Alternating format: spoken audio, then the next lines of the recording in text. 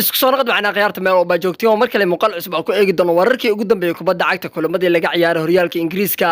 Arsenal oo gigada Goodson Park looga soo riday horyaalkii ee farqa ku haysatay Arteta oo laga nixiyay kadib guuldaradii Everton United oo loogu imaan laayay gigada Old Trafford xilli ay ka adkaadeen Palace iyo ninkii ka sameer ah oo ceejin nabturuqsi ciyaaryahan ka tirsan Crystal Palace Rossard toosna loo taagay Liverpool oo isgeysay gegada Wolves laguna soo barbartay hadii aan muuqaalka ka heshan oo la garay kanalkana subscribe noo saar hadii aanu ku bilowno kulamadii la ciyaaray maanta horyaalka Ingiriiska ilaa caawa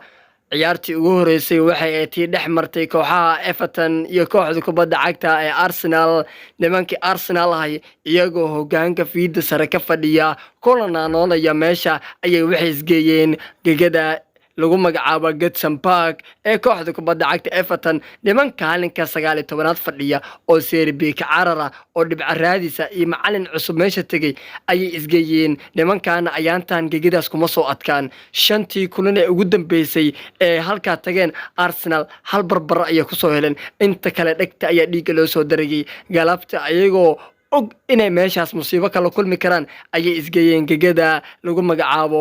Everton ku ciyaartay Goodson Park ciyaartuna 60 daqiiqo markay mareys laacibka lagu magacaabo Tarkowski ayaa ugu shubay gool madaxa ah ciyaartana ka dhigay gool iyo waxba inay ku hogaamiso kooxda martida loo yahay ee gegadeeda joogtay Everton ayaana goolkaas Arsenal ugu jiitay wixii ka dambeeyay Arsenal waxay isku dayeen inay gool raadiyaan laakiin se lugta loo saarayo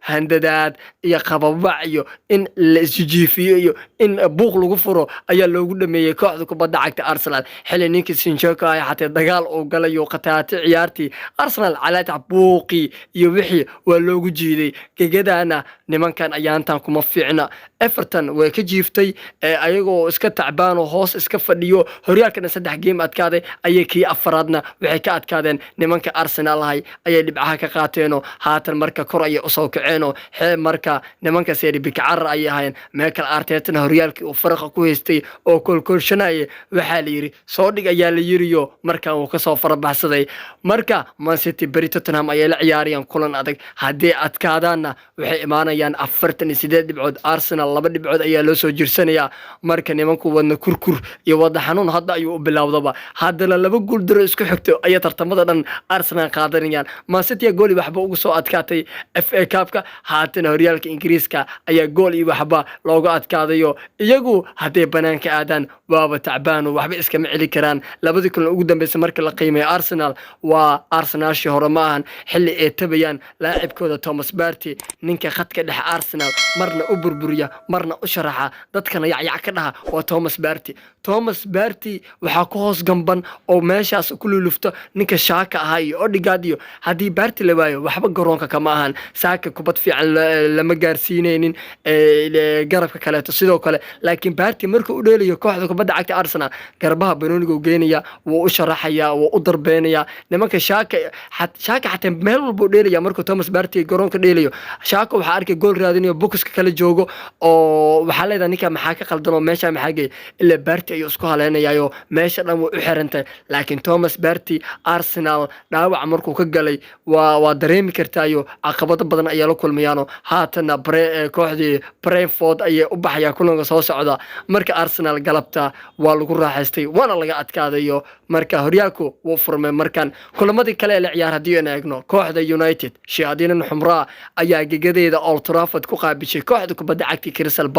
Crystal Palace waa tii gegadooda ee gool kula soo galeen habeenkii xil xun ayaa la bareejiyay United iyadoo Tasmaanka ku hayaan ay Old Trafford ku qaabileen 2 gool ayay uga adkaadeen xilli Bruno Fernandes iyo Marcus Rashford ee goolasho dhaliyeen Rashford kadib World Cup markii laga soo noqday adigu waa la celin laayahay shabaq waa la daris Old Traffordna nimanku looguma dhawaa karo 13 game oo xiriira ay tartamada dhan Old Trafford ku adkaanayaan Old Trafford oo San United ay ku adkaato xilliga Virgia ayaa ugu dambeysay ka sameerana roosad toosa red card toosa ayaa farta laga saarayo xilli markuu dagaal iyo qababac iyo ciyaaryahan eejiyay marka adigu roosad toosa ayaa farta laga saaray wuxuuna maqlaanayaa 2 kulan ee Leeds United ee la ciyaarayaan horyaalka iyo kulanka Leicester City marka kaasa ninkii waraawowgii iyo waalidii oo Madrid iyo xirtii Ramos iyo Pepe oo kala keenay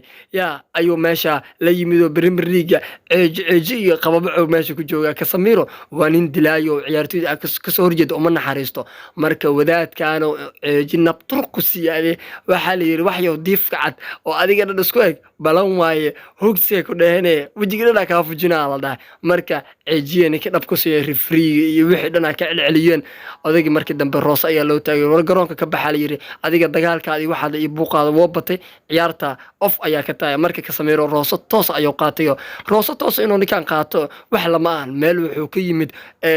rag wuxuu la soo ciyaarayay Rosada ku khosla waa Ramos iyo Pepe iyo Rosada iskaga qosli jireen marka ninkan asna Rosada caadiya la tahayo wax weyn agtiisa kama ahan marka kooxda Manchester United caawa way adkaadeen 2 gool iyo gool ayay ku adkaadeen markuu Casemiro baxba gool ayaa laga dhaliyay ciyaarta marka nimankii Manchester ahay 2 gool iyo gool ayay ku adkaadeen haddana waxay leeyihiin dhibco gaariya 42 dhibcood nimanka Newcastle ayaa ku xiriiro caawa ayagana waxay la ciyaarayaan kooxda kubadda cagta ee West Ham United marka United way yimaadeen way iskeeneen hadda 8 dhibcood ayaa laga sareeyaa Arsenal ayaa 8 ka sareysa halka City ay ka sareyso 3 dhibcood marka kooxda kubadda cagta United shaadeen xumraa nimanku way iskeedeen ayaantan Old Trafford looguma dhawaa karo Old Trafford 13 game